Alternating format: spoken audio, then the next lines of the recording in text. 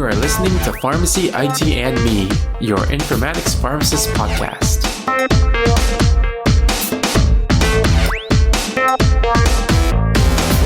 Hey everyone, this is Tony Dow, and welcome to another episode of Pharmacy, IT, and Me. And as with every episode, we start this one saying that the intended audience is everybody. And today we'll be changing it up a little bit, and we'll be actually speaking with a very special guest, Kevin MacDonald, on what his role is in the whole technology space of healthcare. And I'm really excited to speak with Kevin today. So thank you so much for taking some time to be on the podcast, Kevin. How are you doing today? Doing great, Tony. How are you? I'm doing really well. I'm really excited for our talk, actually. So can you just get started with telling the listeners a little bit more about yourself? Yeah, sure. My background really is on the technology side of things. I've been doing technology and RFID technology and sort of just general braking technologies for the last 20 years or so. I ended up getting into hospital pharmacy in sort of a strange way. I hadn't actually dealt with hospitals before starting the company and was really more focused on supply chain, consumer packaged goods, and pharmaceutical companies. That's really cool. So just to clarify, you are working at the company called KitCheck. And I guess, can you explain a little bit more about what your role is right now? Yeah, absolutely. So I'm co-founder and CEO of KitCheck. We started the company in 2011, and we're at more than 500 hospitals now across the country. The whole thing started when I was having dinner with a friend of my wife who is a hospital pharmacist, and she was talking about some of the work that she was doing in terms of checking crash carts and the manual process that it is, and just taking some of the background from what I had learned about different RFID technology and other technology. I thought that it was super interesting in terms of an application of both RF technology, but also a way to get better visibility and fix a bunch of the things that are wrong with the pharmaceutical supply chain, being able to do what we call medication intelligence. So make medications smarter, and by understanding where they all are, help people reduce waste, be more efficient, and increase patient safety. That's really cool. So when did KitCheck start again? Yeah, so we started in 2011, my co-founder Tim and myself, and we were reaching out to different hospitals to see, hey, is this problem of dealing with kits an issue that's widespread, or was it something that was specific to the hospital that my wife's friend was at? Our first hospitals went live in 2012, and we've been off to the races since then. Awesome. So I was just wondering, how for KitCheck in its lifespan, how did it expand? Was it through word of mouth, or how did you guys kind of get that large reach? Because from my understanding now, you have a really large presence in many hospitals in the U.S. Yeah, we're about 500 hospitals these days. And, it started out, I was calling hospitals up and having a conversation about their existing processes around crash carts and kits and things like that. Over time, we ended up going to places like the ASHP mid-year and summer meetings. And then, as the customer base grew, we were able to grow through reference, and people started to get to know us. So it's very likely that if your hospital doesn't have KitCheck, there's a hospital nearby that does, or someone that in a different hospital that's using it. Awesome. So, I was always wondering, you did say that you used to be in the general supply chain technology space, and I guess what was the motivating factor that kind of pushed you to go into the pharmacy technology space as, the full-time gig? Yeah, it was really interesting because it was sort of a combination of things. And if you look back to in 2002 and 2003, the FDA was considering mandating RFID on all the drugs in the supply chain for anti-counterfeit reasons. And I was involved in some very early projects around a couple of drugs that were manufactured in Europe and the US. And what the pharma company said is, hey, this doesn't make a lot of sense. It's putting a lot of cost on us, and the technology didn't really work back then. So the combination of cost and not working caused that mandate to fail. And I looked over at some of the retail players. So Walmart also had a failed RF mandate. And the reason why their mandate failed was because they were tracking sort of case and pallet level. And if you look at the value within the system, it was really at the item level. So, for example, being able to locate a pair of jeans on a shelf or a bra on a rack provided a lot more value than being able to just see, did a pallet go from point A to point B? The way the old FDA mandate was structured was like the pallet from point A to point B. In fact, by the time you got to the hospital or to the retail pharmacy, you didn't need to track at all. So I kind of kept that in the back of my mind, started working on a whole bunch of different projects in a whole bunch of different areas. And when I heard the friend of my wife talk about crash cart tracking, I said, hey, this is super interesting because just like there's the switch in the retail side from sort of case and pallet level to item level, and there being real value at the end user, similar thing was happening here. So there was value to putting an RFID tag on the individual drug because it was going to drive a huge amount of efficiency in the hospital, and it would eventually cause motivation for the manufacturers to tag, and then you can see all the benefits of having individualized tracking.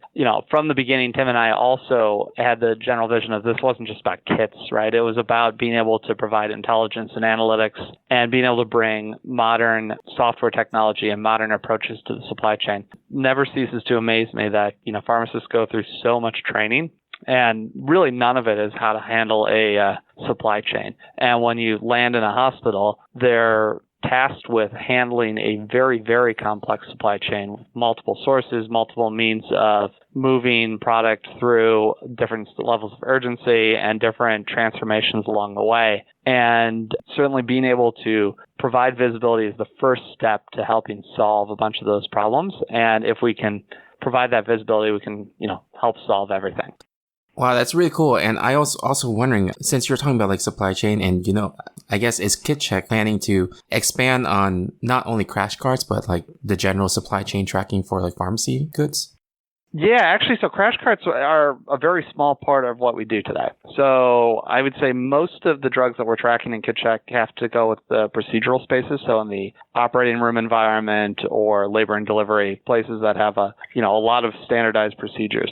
What we've found is that the procedural areas are the areas that the pharmacists typically have the least amount of visibility as to where the drugs are going.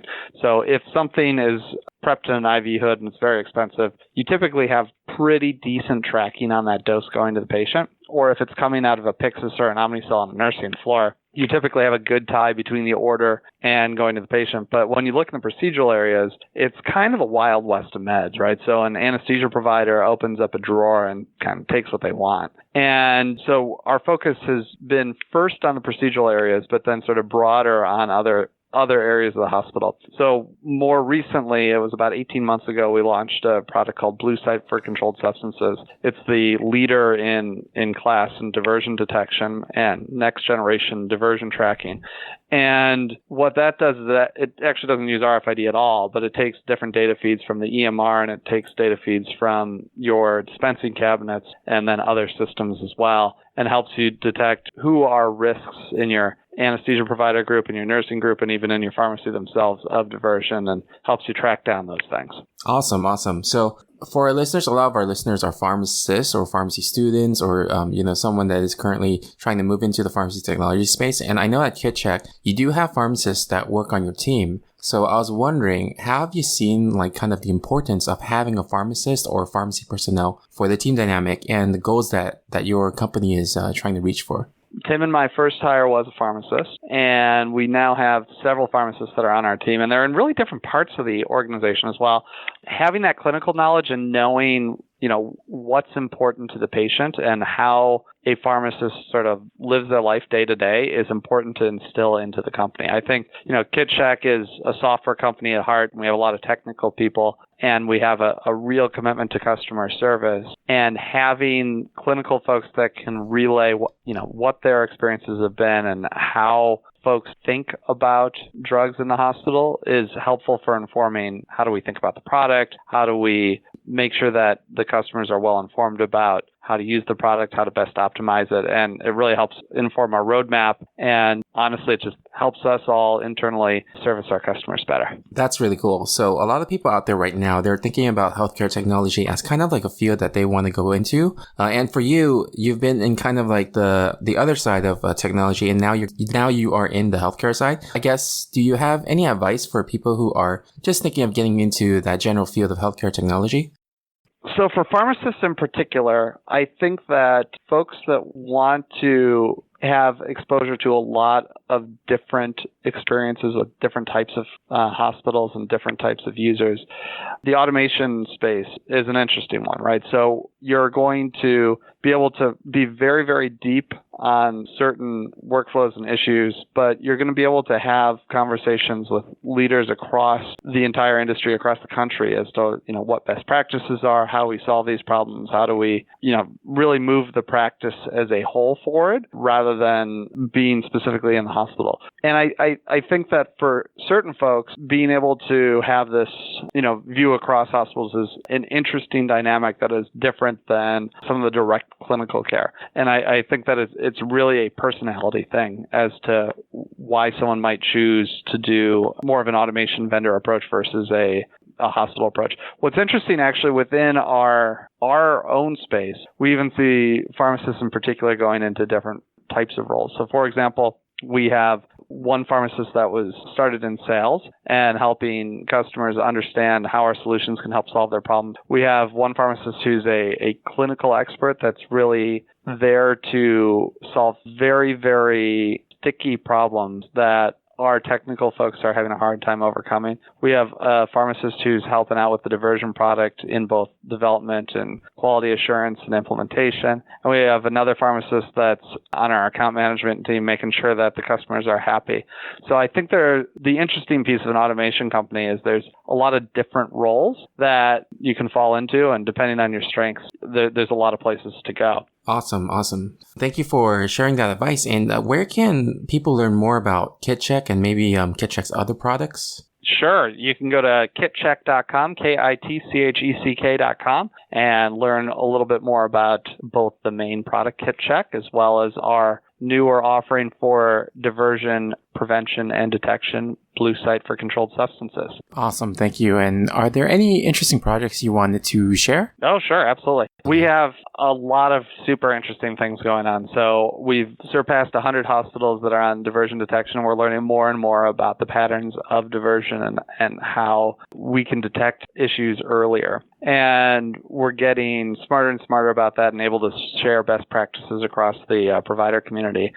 Also on the KitCheck side, we've had drug compounders including KitCheck tags in their products for a couple of years now, and our hospitals have really enjoyed that. We recently announced a partnership with Sandoz, and hospitals will be very soon starting to see generic injectables and vials and things like that come pre-tagged and ready to use that help drive down the cost of the system and creates a better experience. And just as importantly, it heightens the safety even more because that information will go through a GMP process just like the information that's on the label itself. So we're super excited to see that come into market as well. And then the third piece is we're actually in the middle of a pilot right now with the FDA. So the drug manufacturers have been dealing with the DSCSA requirements around serialization at the unit of sale level for a little while, and those are coming into effect this year. As we get towards 2023, there will be more requirements for the hospitals and other dispensers, and then ultimately for interoperability across the supply chain. So we're helping work with the FDA to